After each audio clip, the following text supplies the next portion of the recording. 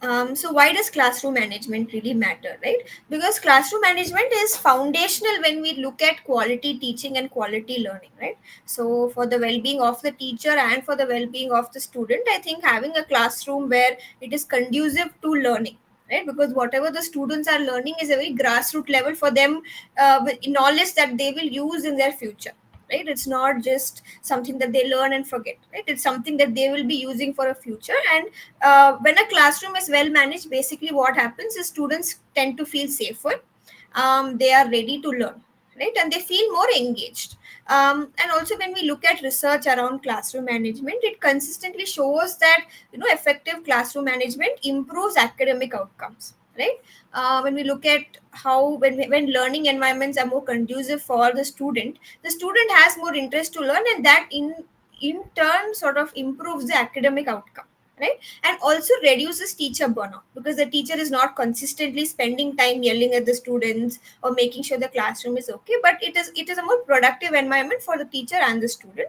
And it also builds a climate where there is mutual respect, right? The teacher is respecting the students, and the students in turn respect the teachers. And it is important for us to remember that management is not control, right? We're not controlling the students, we are not holding them at gunpoint, saying that you have to listen to me, or putting very strong rules, or controlling the students. Then students will immediately start to rebel, right? But it is a mutual respect, right? Where they also respect the space they are in, and the teacher is also able to respect the students in turn.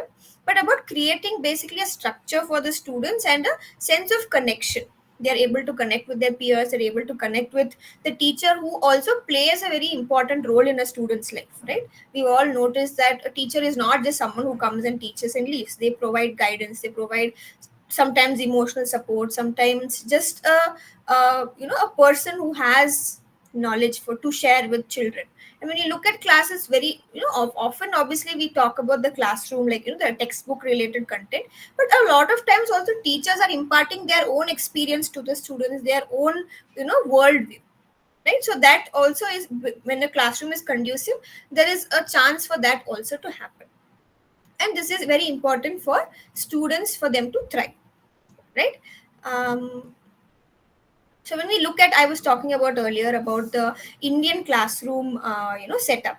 When we look at say content, or when we look at research that is usually done, right, it is always on a say a school in the UK or a school in the US. Very rarely, or very recently, I think post NEP, and when there is more structure, I think there's a lot more research that's coming out. But when we look at content, when we go to look for support for classroom management, it's always schools in the West. But when we look at Indian classrooms, most often than not, the classrooms have a very large size, right? It's usually 40 to 60 students, right? Again, some schools, I think the new generation schools are a little more conducive. They have about 20 to 25, but most schools, I think about 70% of general schools that most students are going to are, this is the size, it is 40 to 60. And in Indian sort of setup, I think the challenges are very different, because there are a lot of multilingual learners, right? Especially, again, I'm sure this is true for all the other cities as well. But I think in Bangalore, the school that I was working in, or the school I studied in growing up, right, all of us were, because Bangalore more or less is a very, what to say, where kids of different languages come in, right? So in my class, it was always a very diverse set of students. Some would speak Tamil at home, some would speak Kannada at home, some would speak Hindi, some would speak Marathi. So this class is, at least until the point where they're able to understand English and able to communicate in that one language, it's a multilingual class, right? And students are of varying readiness, right? Some students can pick up on the lessons easily, some children will take time, some students will take time on a particular subject. So there is, it's not a the classroom is not everybody's at the same level. Everybody, it's all differing levels, differing tempers, differing backgrounds that they're coming to, right? And I think the last and very, I think the truthful point is that the resources are limited, right? When we look at teachers, either teachers are underpaid and overworked, or resources in the classroom, because the syllabus is so big that they are not able to focus on say other aspects, or the behavioral aspects, because there's no time. That's what I hear a lot of teachers say, and I also hear a lot of counselors telling me the same thing, right? Ma'am, we try to go do these SEL sessions, but the teachers come back saying, no, there's no time, right? Maybe you might start off the first of the month is good, but when there's exams or by this Feb March, there is no time at all, right? Because everything is getting covered. And this research has also been done by NCRT, right? So it's not that it's just happening quietly, it's something that everybody is aware of. But considering the population of our country, it's kind of hard to also expect classrooms which are smaller, right? So in Indian classrooms, there is one is overcrowding multilingual learners and wide spectrum of academic abilities, right? So a teacher might be managing 50 students without any resources, or without anybody to help them, right, to assist them. So in these situations, what happens, these management strategies might not work, right? And because sometimes the general just screaming, shouting, or just yelling at the students to keep quiet, it might work for some time, but it is not a very long term solution, right? So here, when we're looking at what kind of solutions we have to come up with, it has to be very simple, it has to be very adaptable, right? It has to be, we should be able to present it in all classes, right? And it should also be grounded in some sense of empathy, some sense of understanding that, okay, this, the teacher's perspective is, okay, the classroom size is big, they are just struggling with a lot of different students with different academic abilities. What about the student, right? What challenges would they be facing in such a large classroom environment? What are the things that they might be struggling with, right? Because it's hard for them to get that 1:1 attention from the teacher. Like if they're struggling with something, they are sort of stuck there. There's no one to help them, right? Unless they have access to tuition or some parents who can teach them, they're almost stuck there, right? So sometimes what happens is children will tend to zone out, because they're like, anyway, I'm not understanding, and the teacher is not here to help me, I might as well just zone out, and that leads to boredom, right? The student immediately feels bored, and when someone is bored, what happens, they want to throw tantrums, especially with younger children. They want to cause chaos because they're generally bored, and they have all this energy that needs to go somewhere, but it's not going. So this is the perspective of both sides. So understanding and empathizing on both sides, not just empathizing with the teachers and forgetting the students, nor vice versa.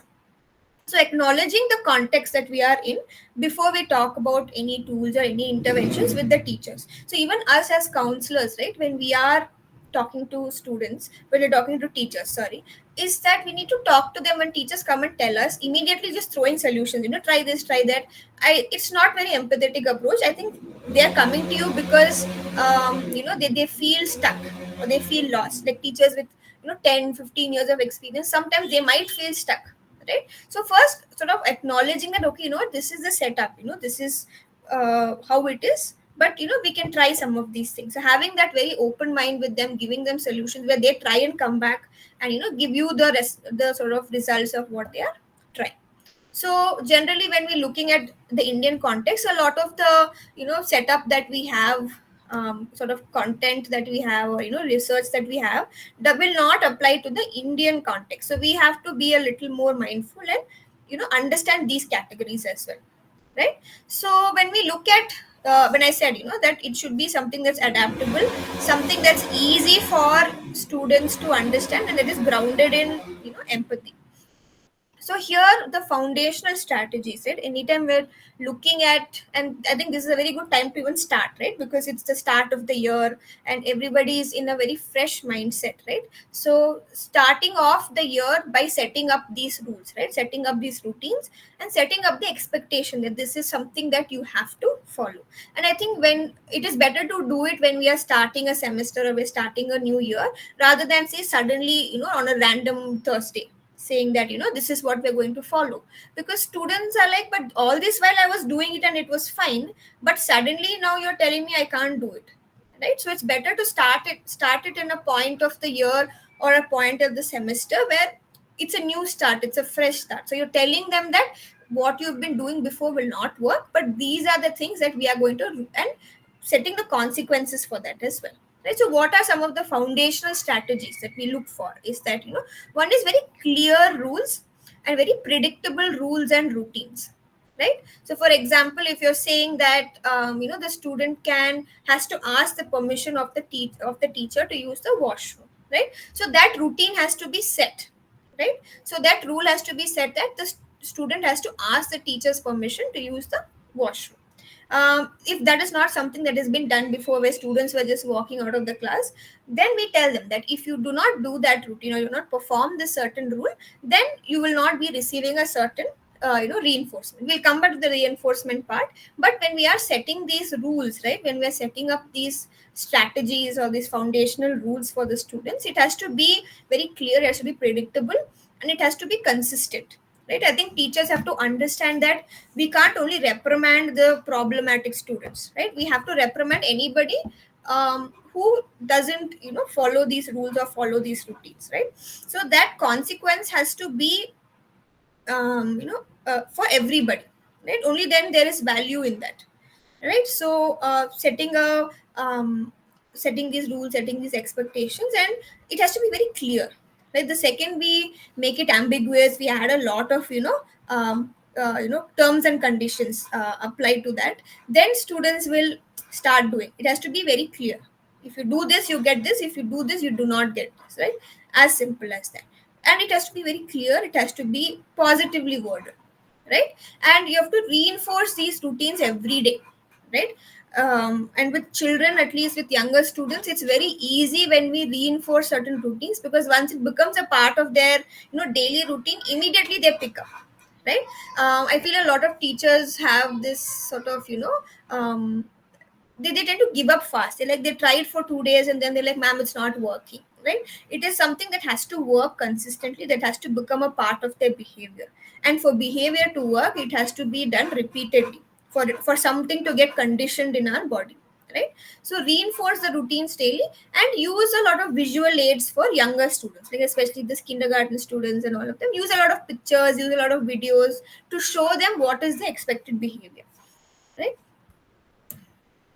So one, I think, very important way, I think, in behavioral psychology that all of us, I think, use in our practice is positive reinforcement, right? So here, when we are using it, it's a very effective way, right? Especially for children, especially for teens and adolescents, it's a very good way to get the behavior that we want to see from them, and most of them is good behavior, basically, right? So it's one of the very effective ways to promote behavior. It doesn't mean that we just give them material rewards, right? I think one more I think qualm that teachers keep telling me is that, ma'am, but I can't keep giving him chocolates, then he will just do it to get chocolate, or he will just do it to get the star in the hand, right? We have to, I think there is also, I think we forget that it's not, we're gonna not going to reinforce the same behavior forever. Once we feel that okay, the child is able to do it naturally, then we pull the reward out, and then maybe we'll slow down the pace of the reward. Instead of giving it for every a routine followed or every rule followed, we give it for every 5 rules followed, we give it for every 10 rules followed, right? So we have to slowly gamify it, slowly pull out the rewards that we are doing. So it's not just we keep rewarding them and they're doing it for the reward, right?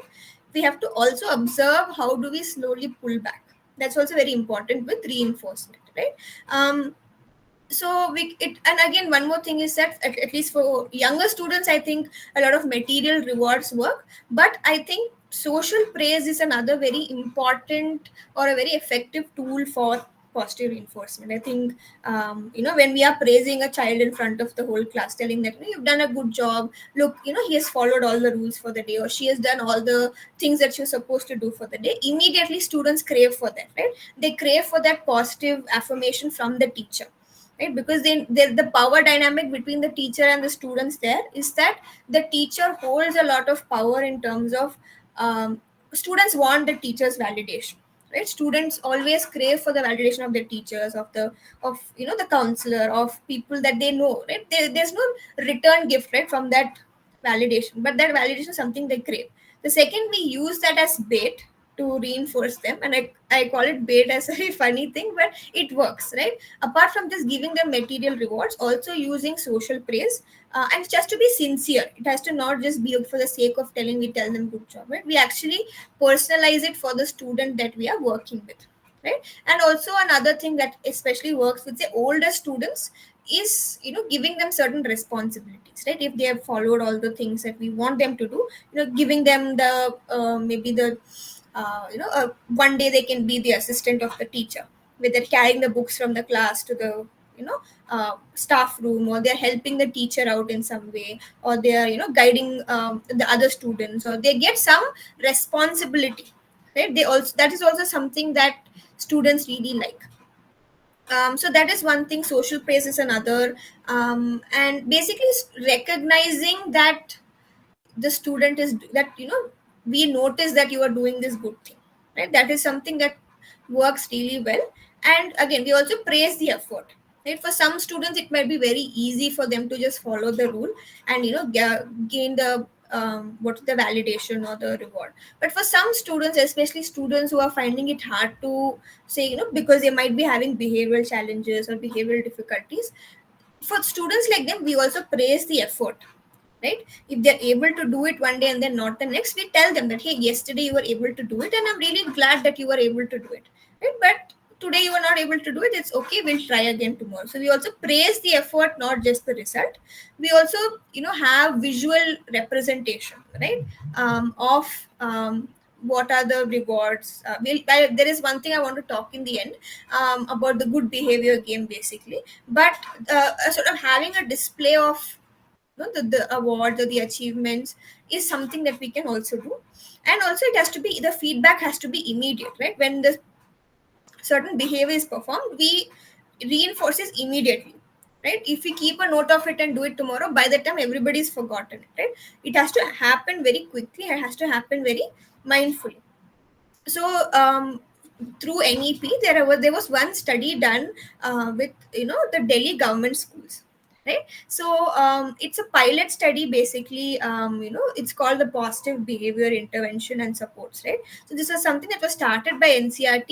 It was something that was piloted in some of the Delhi schools, where they introduced certain initiatives to improve student well-being. So they introduced this thing called the happiness curriculum, where they focused on reinforcement primarily, right? On making sure that students are emotionally present in the classes, right? So how do we make sure that they are present emotionally? So they sort of designed a framework using positive reinforcement as the basis of it. Like, how do we make students feel interested to show up to schools? And because I was set up in a government school, again, there was a lot of challenges in terms of students not showing up to school, absenteeism, and there's a lot of also, I think, teachers just generally being very rude to the students, right? So when they introduced this program, it was, the main intention was to sort of teach the teachers on how to be, how to show empathy towards the students, how to show kindness towards the students.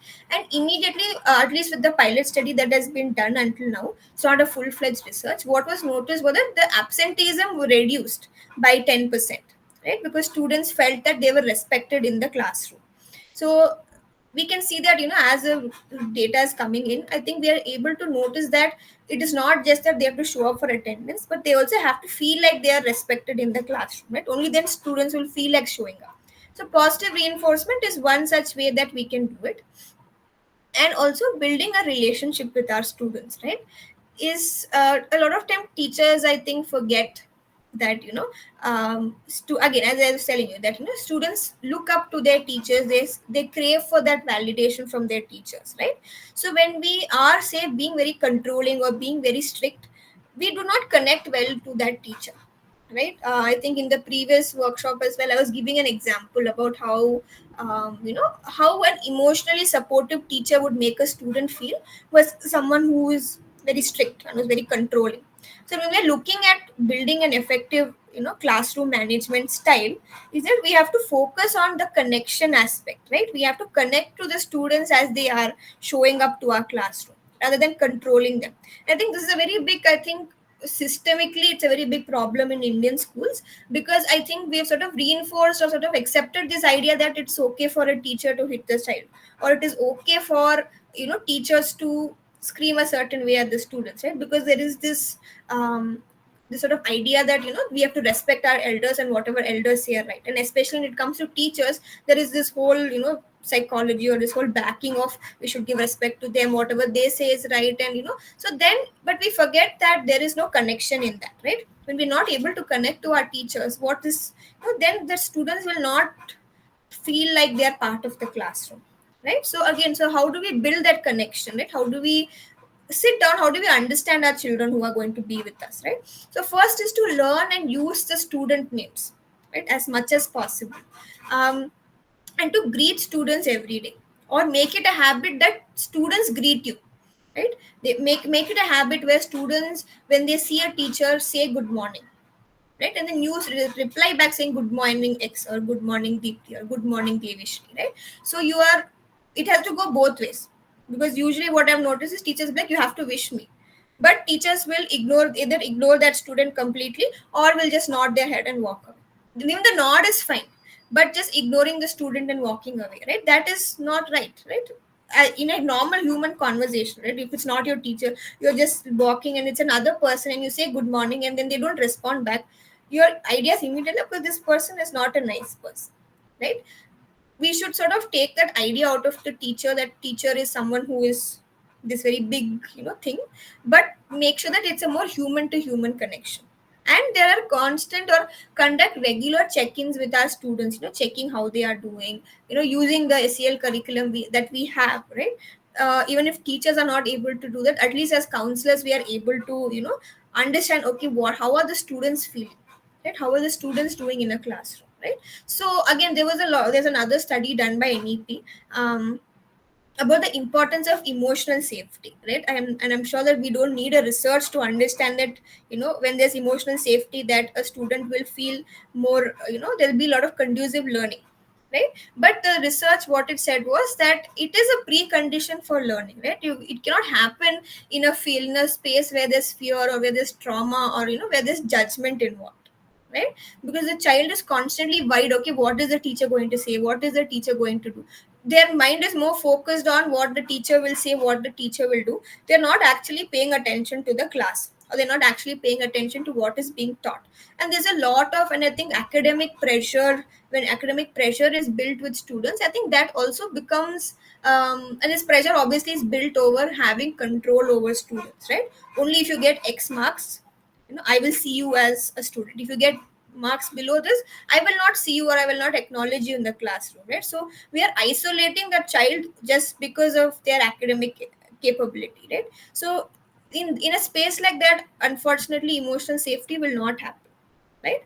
And we need to focus not just on the rote learning, or not just on um, things that are there in our textbooks, but also focus on other skills to build with our students, right? That's what the research says, that focusing on mindfulness, focusing on resilience, because those are skills that students will use in their future. And also, I think here the role of teachers and of counselors, or students who are working with students, is to make sure that we are not just focusing on the academic aspect, but also we are connecting with the students, right? The world is changing at such a fast pace, right? Students are also adapting, and I think as adults we are also adapting to this fast paced world, right? So connecting with them over that, connecting with them and giving them that space for them to come and vent out, or have that emotional support, is something that we as professionals have to, I think, build with students, right? And the other thing is that having an engaging pedagogy prevents disruption, right? So the second, there is the, we have to engage the students, right? Even in that movie I was watching recently, I was rewatching Tare Zameen Par, and in that the I think the previous, they were so used to the this teacher coming and drawing something on the board, and the students drawing it, right? So it was a very like a rote learning sort of thing for art. But immediately, I think, when the the protagonist comes and he makes it interesting, all the students are so intrigued, they're so interested, they want to they want to be a part of it, right? So we need to also make sure that the style of teaching that we do is interesting for the students, because otherwise when there is boredom is when there is a lot of behavior issues that creep up, right? Especially when we're looking at students. I had one student I was working with. He was in the third standard, right? The whole time, I think for the first 3 months, I think I went into the assumption that okay, this kid probably has ADHD.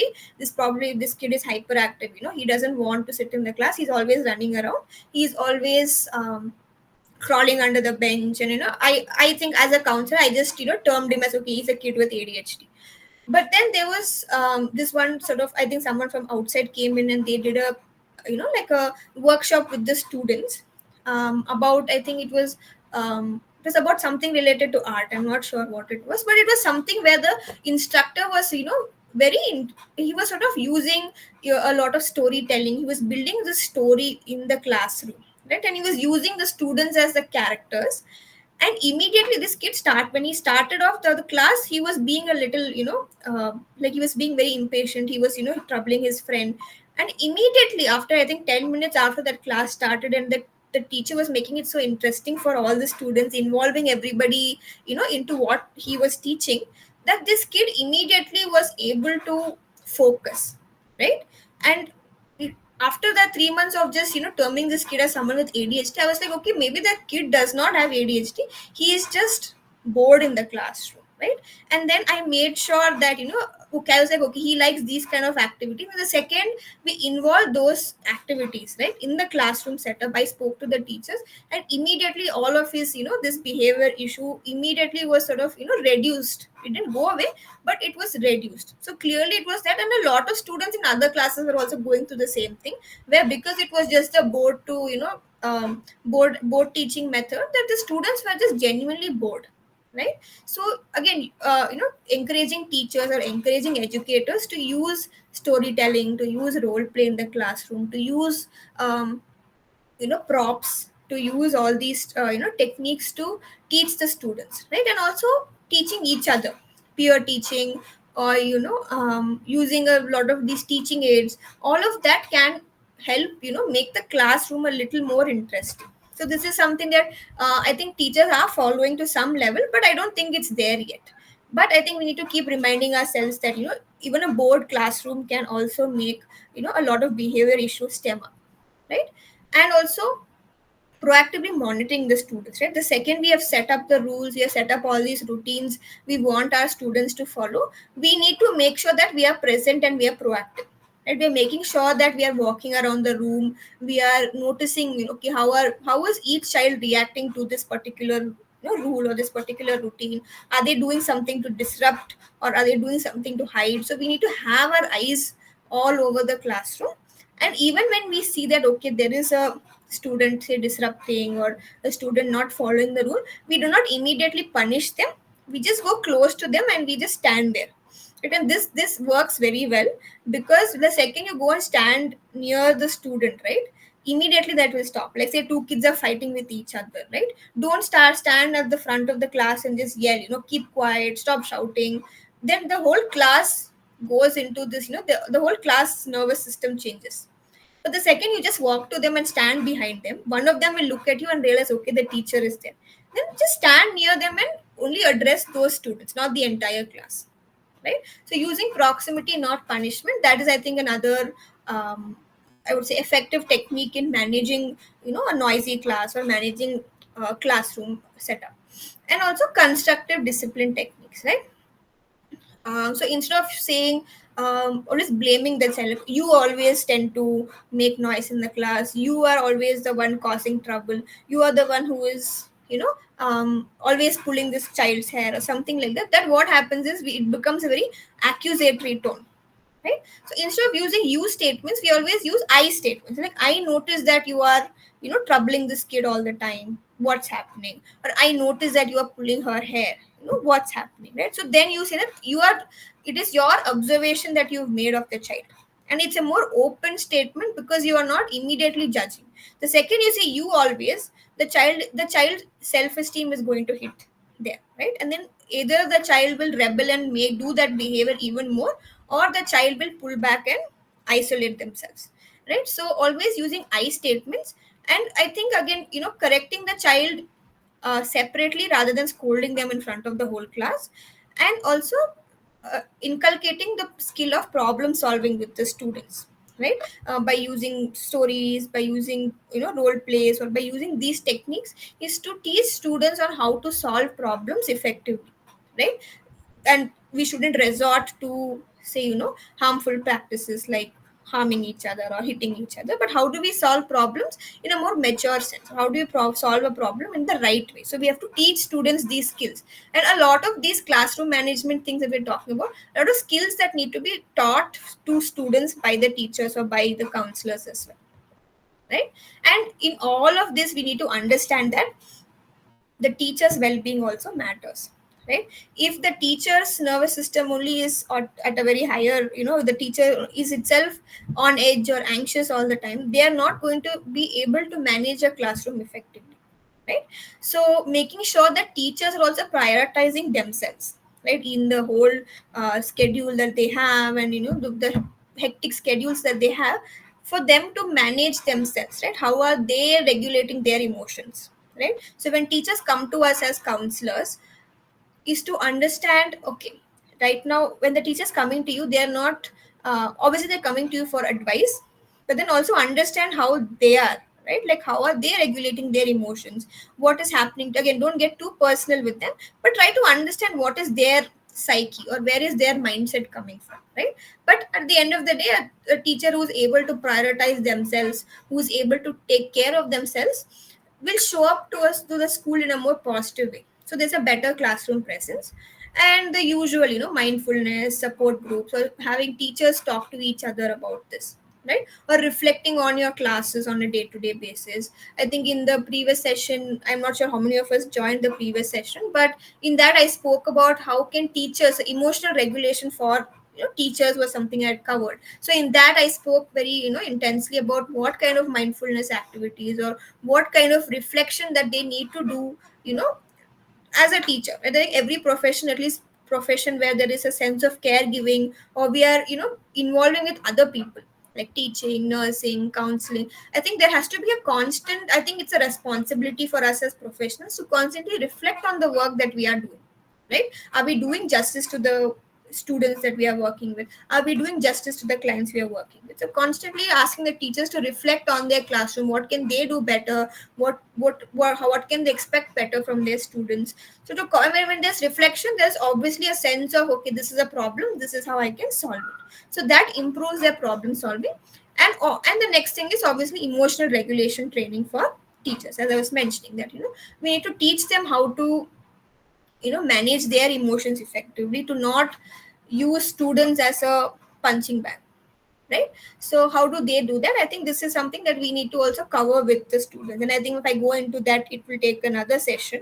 But I think if I think most of us are here part of health basics, so I think this is something that we can also inculcate in our curriculum with the students or with the teachers, and inculcate that into the school's plan, right, when we are understanding. So again, this was something that I wanted to share with, if educators, is that there are a lot of resources, after this whole NEP has come in, there are a lot of resources. And I think finally we are at a point in our education system where, at least on paper, we are supporting emotional, social emotional learning, we're supporting life skills, we're supporting emotional regulation, we're supporting all of these things, right? So I think they're constantly, or consciously building a lot of resources for teachers that they can use, right? So these are some of the resources or free resources that I found. So the NCRT learning outcome, I think it's there until the 8th standard. So every outcome that also now involves a more social perspective, a lot of emotional perspective also. This is something I noticed in the new textbooks, is that it's not only covers, okay, what are they going to learn, but also how can it affect their emotional mind. Then there's another app that's called the Diksha app. I think this is also by the government or the NCRT.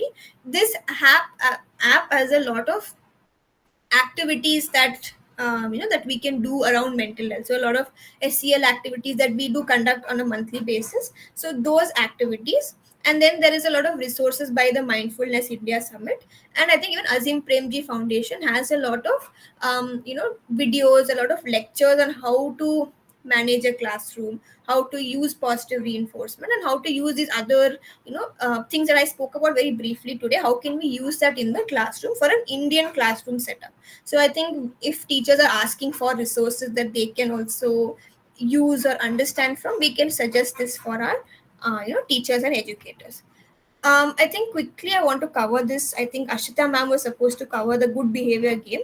This is something that both of us have been working on extensively for health basics, and I think generally also. I think ma'am would have given a better understanding about it, because ma'am has implemented it in some schools. But I think I will, because ma'am was sort of busy today, I think I'll just briefly go through what a good behavior game is, right, for like 5 minutes. So the when we started off, both ma'am and I, a lot of the complaints obviously were different emotional challenges, but also one thing that we noticed that complaint or issues that kept coming up was that, ma'am, students are disrupting the classroom.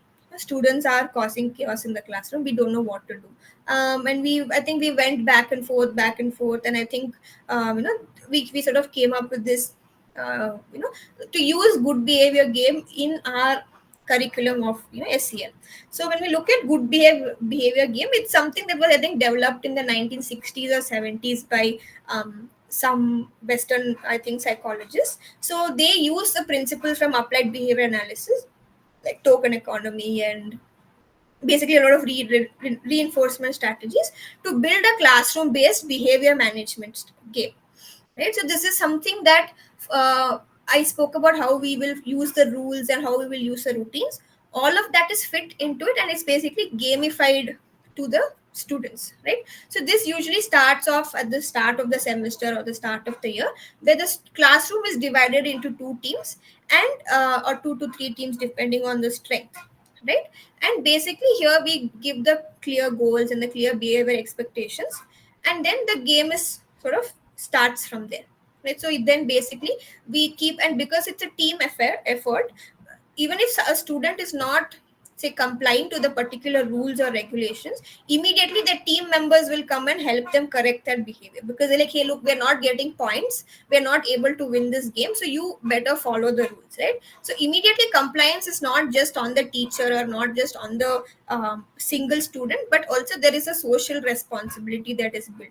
So through the game, I think I'm explaining it in a very loose way, but I think the game is basically somewhere where monitoring, we are also rewarding the good behavior using a very tokenized system, right? So it's usually on a weekly basis, based on which team has gotten the highest points, they get a particular reward. Either they get to watch a special movie in the AV room, or they get some reward from the teacher or something like that, where then the other teams also start working towards that particular goal, and very intrinsically that also gets built with them, that that we need to follow certain rules, certain behaviors, and then immediately that gets internalized for them. And here basically we reward the positive behavior, and as the game goes on through the year, we increase the intensity of the reward. Maybe the first reward might be just like a bag of chocolates, but the second reward could be a bag of chocolates plus something else. So it's always 10x 10x 10x, so that it is also building a sense of excitement within the students to play the game, basically. So that is a little bit about the good behavior game. I think Ashita ma'am will probably have another session specifically for the good behavior game, to train all the counselors on how to use that in the schools and how we can implement it in our different schools. But I think for now I am done with my part of the workshop. If we have any questions, we can put it in the chat or unmute and you can ask me. We'll just take some, I think, of one or two questions, and then we can wrap up.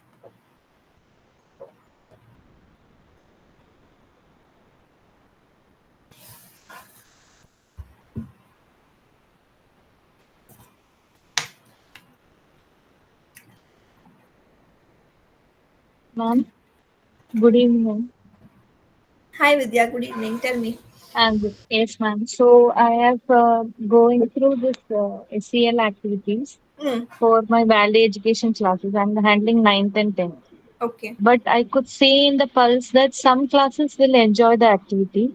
Hmm. Some classes, it is very difficult to make them sit and do the activity because they don't involve, they involve, but the fear is coming first. So, like if I give any role play or anything, they're getting hesitant. Hmm. and they're just laughing, and they're leaving off. Hmm. So I cannot, I'm not able to get the crowd into, because Hmm. sometimes some classes everyone are like enjoying the activity, but some classes they are feeling very low. So how to gain the attention of the students, ma'am? And especially with, I think, that age group specifically, they're very conscious about Yeah. themselves. They're very conscious Yes. of, how they're going to be perceived. So here I think, as a counselor or as a specialist, we need to also become a little bit free, and where we are also engaging in role plays. Maybe you can do a role play yourself, right, with Okay. one of the Okay. students, make it Okay. so that it's not scary, it's not a Okay. scary thing, right? Make it a safe space. Okay.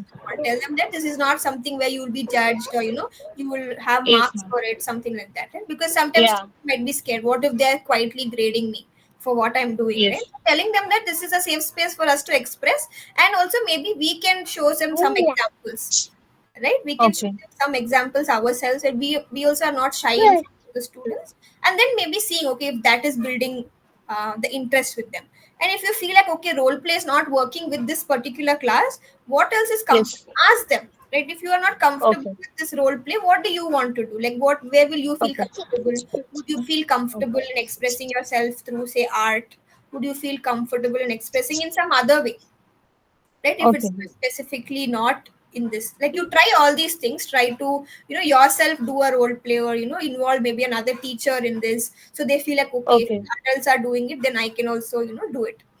Even Okay, then ma'am. they are not getting it, then we have to modify it based on how they are interested, right? Because Okay. expression can be in any way, it doesn't have to be only role play. So these are some Yeah. strategies you try, and you let me know, okay, if it works. Okay. Thank you, ma'am. Thank you, Vidya.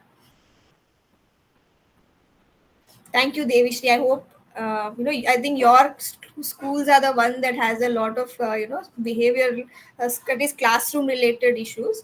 But yeah, I think thank you so much.